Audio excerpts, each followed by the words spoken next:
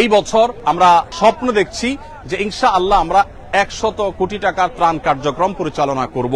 20,000 ফ্যামিলির জন্য শুকনো খাবার, 70,000 ফ্যামিলির জন্য চাল ডাল ইত্যাদি, আর 70,000 ফ্যামিলির জন্য 25 কেজি করে চাল। আমরা 37 মেট্রিক টন, আপনারা অনেকে শুনেছেন যে ভুসি দিচ্ছি গরুর খাদ্য হিসাবে। ক্ষুদ্র ব্যবসায়ী, কৃষক এবং মৃত মানুষদের জন্য ব্যাপকভাবে আমরা কাজ করব ইনশাআল্লাহ। আমাদের শুরুতে যেখানে 1 টাকাও ছিল না, সেখান থেকে এতদূর যে আল্লাহ তাআলা এনেছেন, ইনশাআল্লাহ ল্যান্ডমার্কে আল্লাহ তাআলা নিবেন, এটা আমার বিশ্বাস।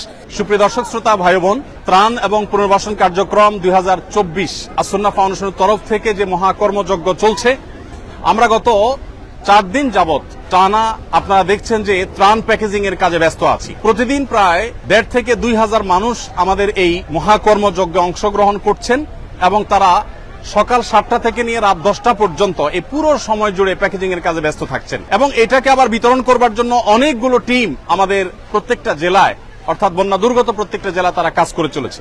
আমাদের নতুন করে যে কার্যক্রম পরিচালনা করার সিদ্ধান্ত আমরা গ্রহণ করেছি তা হলো 20,000 ফ্যামিলির জন্য শুকনো খাবার, 70,000 ফ্যামিলির জন্য চাল ডাল ইত্যাদি, আর 70,000 ফ্যামিলির জন্য 25 কেজি করে চাল। এটা 50,000 ছিল, গতকালকে আমরা এটাকে 20,000 করে প্লাস করেছি। সেই সাথে পুনর্বাসনের জন্য 5,000-এর সিদ্ধান্ত এখনো আছে। সেই সাথে আমাদের যে নতুন করে যে জিনিসগুলো আমরা যুক্ত করেছি সেটা হলো যারা ছোটখাটো ব্যবসা করেছেন এবং ক্ষতিগ্রস্ত হয়েছেন তাদেরকে আমরা পুঁজি দিয়ে তাদের ব্যবসা আবার দাঁড় করাবার জন্য আমরা সহযোগিতা করতে চাই। কোনো ক্ষুদ্র ঋণ নয়, কোনো সুদ বা সুদমুক্ত সুদযুক্ত কোনো ঋণ নয়। আমরা তাদেরকে স্রেফ সরাসরি ডোনেশন দিয়ে তাদেরকে আমরা তাদের ব্যবসাটাকে পুনর্গঠন করবার জন্য সহযোগিতা করতে চাই। কৃষক ভাইরা যারা ক্ষতিগ্রস্ত হয়েছেন তাদেরকে আমরা 2022-এর বন্যায় 1,000 কৃষককে 5,000 করে টাকা আমরা দিয়েছি। এবছর আমরা পরিকল্পনা করেছি কৃষক ভাইদেরকে কাউকে 5,000, কাউকে 10,000, ক্ষতির রেশিও অনুযায়ী হয়তো আমরা ইনশাআল্লাহ সহযোগিতা করব। কৃষক ভাইদের সহযোগিতাটা বিভিন্নভাবে হতে পারে। একজন মানুষ 2টা গরু পালতেন বা 1টা গরু পালতেন, গরুটা মারা গেছে, আমরা তাকে বাছুর কিনে দিব যাতে করে তিনি আবার শুরু করতে পারেন। সেই সাথে যারা মারা গেছেন অথচ ফ্যামিলিটা তার উপরে নির্ভর করত, আমরা তাদেরকে ইনশাআল্লাহ তাদের ফ্যামিলির সদস্যদেরকে স্বাবলম্বী হওয়ার জন্য একটা উপায় আমরা বের করে দেব ইনশাআল্লাহ তাআলা। তাহলে নতুন করে আমাদের ক্ষতিগ্রস্ত ক্ষুদ্র ব্যবসায়ী, কৃষক এবং মৃত মানুষদের পরিবারদের জন্য আমরা ইনশাআল্লাহ বিশেষভাবে পুনর্বাসন কার্যক্রম পরিচালনা করব। সর্বসাকুল্যে আমরা যেটি ভাবছি তা হলো আসুন্নাহ ফাউন্ডেশনের তরফ থেকে এই বছর আমরা স্বপ্ন দেখছি যে ইনশাআল্লাহ আমরা 100 কোটি টাকার ত্রাণ কার্যক্রম পরিচালনা করব। ইতোমধ্যে আমাদের খাদ্য সামগ্রী ইত্যাদি প্রায় 2 থেকে 2,500 মেট্রিক টন ইতোমধ্যে বিতরণ করার পরিকল্পনা চূড়ান্ত হয়ে গেছে। এটা বিতরণ হওয়ার পথে, বিতরণ হবে ধীরে ধীরে, কিন্তু চূড়ান্ত হয়ে গেছে। এর বাইরে ক্ষুদ্র ব্যবসায়ী, কৃষক এবং মৃত মানুষদের জন্য ব্যাপকভাবে আমরা কাজ করব ইনশাআল্লাহ এবং স্থায়ীভাবে বন্যা পরবর্তী যে পদক্ষেপগুলো সেগুলো নেওয়ার জন্য আমরা কিছু ব্যবস্থা গ্রহণ করব, কিছু ইকুইপমেন্ট নেব যেগুলো পরবর্তীতে আমাদের কাজে আসবে। যেমন ফেনীতে আমরা দেখেছি যোগাযোগ ব্যবস্থা ভেঙে পড়েছে, অথচ আমাদের ওয়াকিটকি ছিল না, আমরা সেগুলো ইনশাআল্লাহ করব। তো সর্বসাকুল্যে আমরা যেটি স্বপ্ন দেখছি তা হলো 100 কোটি টাকার ত্রাণ কার্যক্রম ইনশাআল্লাহ আসুন্নাহ ফাউন্ডেশন থেকে ইনশাআল্লাহ এবছর আমরা পরিচালনা করব। ওলামা একরাম অনেকে এসেছেন আমাদেরকে কাজ করবার জন্য। উনি গত 3 দিন যাবত মাশাআল্লাহ ত্রাণ কাজে সহযোগিতা করছেন। সাইফুল্লাহ ভাই তো প্রথম দিন থেকে, শুক্রবার থেকে শুরু করেছেন, প্রতিদিন অসুস্থ শরীর নিয়ে তিনি আসছেন এবং সহায়তা করছেন আলহামদুলিল্লাহ। আমরা আপনাদেরকে জানিয়ে রাখতে চাই প্রিয় দর্শক, আমরা 37 মেট্রিক টন, আপনারা অনেকে শুনেছেন যে ভুসি দিচ্ছি গরুর খাদ্য হিসাবে এবং স্যানিটারি ন্যাপকিন থেকে শুরু করে নিয়ে বাচ্চাদের জন্য প্রয়োজনীয় জিনিসপত্র দিচ্ছি এবং নতুন করে আমরা বেশ কিছু কাপড় চোপড় দিচ্ছি। কারণ আপনারা জানেন যে আশ্রয় কেন্দ্রগুলোতে অনেকে এসেছে যারা এক কাপড়ে এসেছে, তাদের এখন কাপড় চোপড় দরকার, তাদেরকে আমরা কাপড় চোপড় দিচ্ছি। অনেকের কাপড় চোপড় বন্যায় ঘর বাড়ি সব শেষ হয়ে গেছে, কিছুই রাখতে পারেনি, পরনের কাপড়টা শুধু আছে, তাদেরকে আমরা পোশাক আশাক দিচ্ছি ইনশাআল্লাহ। একটা বিষয় আমি বলতে চাই আপনাদের সাথে ওলামা একরাম, এটা হলো যে আমি দেখেছি যে মানুষ যেভাবে ঐক্যবদ্ধ হয়েছে, এই ঐক্যবদ্ধ জাতি ইতিপূর্বে আমরা কখনো দেখি নাই। বাংলাদেশের ইতিহাসে আমি এইভাবে মানুষের স্বতঃস্ফূর্ততা আমি দেখিনি। সে টিএসসি থেকে আসুন্নাহ ফাউন্ডেশন পর্যন্ত সব জায়গায় আপনি স্বতঃস্ফূর্ততা দেখতে পাবেন। আজকের একটি ঘটনা আমি বলি। আমি বাংলাদেশ সেনাবাহিনীর কাছে 3 ট্রাক মালামাল, 3টা কাভার্ড ভ্যান ভর্তি মালামাল হস্তান্তর করে আমি আসছিলাম। একটা অটো রিকশার পেছনে দেখলাম লেখা আছে একটা কাগজে, বন্যার্তদের পাশে দাঁড়ান। আমি চিন্তা করলাম একজন অটো রিকশা চালক তিনি কোন জায়গা থেকে এটা অ্যারেঞ্জ করেছেন এবং নিচে লেখা আছে যে আহ্বায়ককে অটোরিকশা চালক, তার মানে এটা তার উদ্যোগে, কেউ লাগায়নি। মানে তিনি চিন্তা করেছেন আমি আর কিছু করতে না পারি, আমার রিকশার পেছনে একটু মানুষকে আহ্বান করে আমি বন্যার্তদের পাশে দাঁড়ানোর জন্য চেষ্টা করি। দেখুন, এইরকম স্বতঃস্ফূর্ত প্রচেষ্টা আসুন্নাহ ফাউন্ডেশনের বিভিন্ন প্রতিষ্ঠান থেকে বিভিন্ন ব্যক্তিবর্গ একের পর এক আসছেন এবং সহযোগিতা তারা দিচ্ছেন।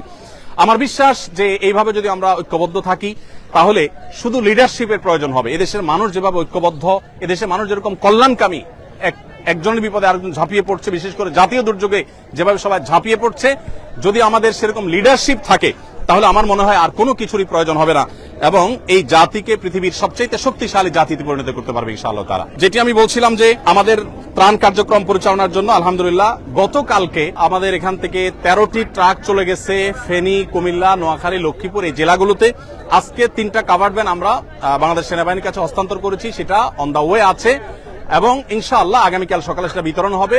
তার একটা ট্রাক বিতরণ হবে সিলেটে বন্যা দুর্গত এলাকায়, আরেকটা চট্টগ্রামে, আরেকটা কুমিল্লাতে। ফেনীতে আমরা 3টা ট্রাক মাল সেনাবাহিনীর কাছে গত পরশুদিন হস্তান্তর করে আসছি।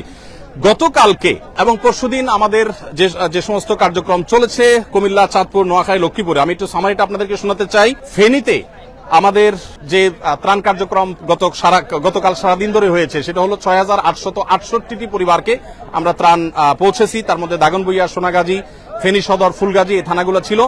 আর নোয়াখালীতে 4430 ত্রাণের প্যাকেট আমরা পৌঁছিয়েছি কবিরহাট, সেনবাগ, কোম্পানিগঞ্জ এবং বেগমগঞ্জে।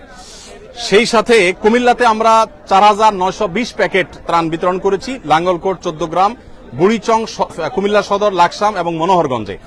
লক্ষ্মীপুরে আমরা 1600 ত্রাণের প্যাকেট বিতরণ করেছি কমলনগরে এবং চাঁদপুরে আমরা ফরিদগঞ্জে 1650টি প্যাকেট আমরা বিতরণ করেছি। সর্বসাকুল্যে এই কয়েকটা জেলা আমরা গতকালকে 19,468 গতকালকে এবং পরশু হয় কিছু ছিল সম্ভবত 19,468 প্যাকেট আমরা বিতরণ করেছি। আর এর বাইরে সেনাবাহিনীর মাধ্যমে যে সমস্ত এলাকা আমরা যেতে পারছি না, যেমন ছাগলনাইয়া, পরশুরাম থানা, ফেনীর এবং যে সমস্ত জেলাতে আমরা যেতে পারছি না, সেগুলোতে বাংলাদেশ সেনাবাহিনীর মাধ্যমে আমরা পৌঁছে দিচ্ছি।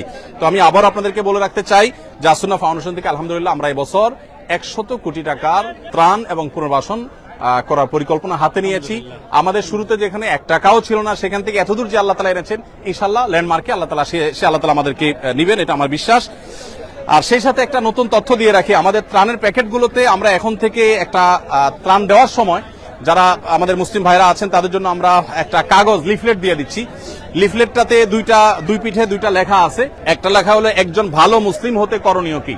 আমাদের অনেক মুসলমান আছে কিন্তু ভালো মুসলমান নাই। ভালো মুসলমান হতে করণীয় কি, এই লিফলেটটা আমরা ত্রাণের প্যাকেটের সাথে দিব। সেই সাথে অপর পিঠে লেখা আছে বিপদে মুমিনের করণীয় কি। বিপদগ্রস্ত মানুষ ডিপ্রেশনে থাকে, মানসিকভাবে তারা কষ্টে থাকে, তো সেই কষ্ট যেন লাঘব হয় সেজন্য আমি ইনশাআল্লাহ তাদেরকে এটা দিব এবং চাচ্ছি যে এটা পড়ে তারা তাদের ডিপ্রেশন, দুশ্চিন্তা দূর করুক। অনেকে দুশ্চিন্তা করছিলেন দুর্গম এলাকাগুলোতে ত্রাণ নিয়ে।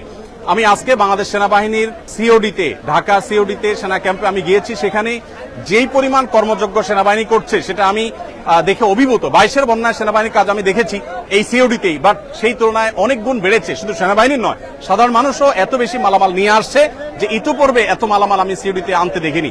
আমাদের ট্রাকগুলো দীর্ঘ সিরিয়াল ছিল, অনেকগুলো ট্রাক এবং লরি ছিল, সেগুলো একটা একটা করে পার হওয়ার পর আমাদের ট্রাকগুলো ঢুকলো। তার মানে ব্যাপকভাবে ত্রাণ কার্যক্রম পরিচালনা হচ্ছে এবং সেনাবাহিনীর কাজই হলো দুর্গম জায়গায় যাওয়া, আর আমরা যেখানে যেতে পারছি সেখানে যাচ্ছি। আলহামদুলিল্লাহ সব মিলিয়ে আমি বিশ্বাস করি যে এই কষ্ট দূর হতে খুব বেশি সময় লাগবে না, এটা দূর হয়ে যাবে। আল্লাহ তাআলা আমাদের সবাইকে অভাবী দুস্থ মানুষদের পাশে যেরকম আমরা দাঁড়াচ্ছি, বন্যার সময় ধনী দরিদ্র সব সমান হয়ে গেছে। আমি ধনী দরিদ্র যারা আছেন তাদের সবার জন্য আমি শুভকামনা করছি, আল্লাহর কাছে দোয়া করছি আল্লাহ তাআলা আমাদের সবার কষ্ট দূর করে দিন।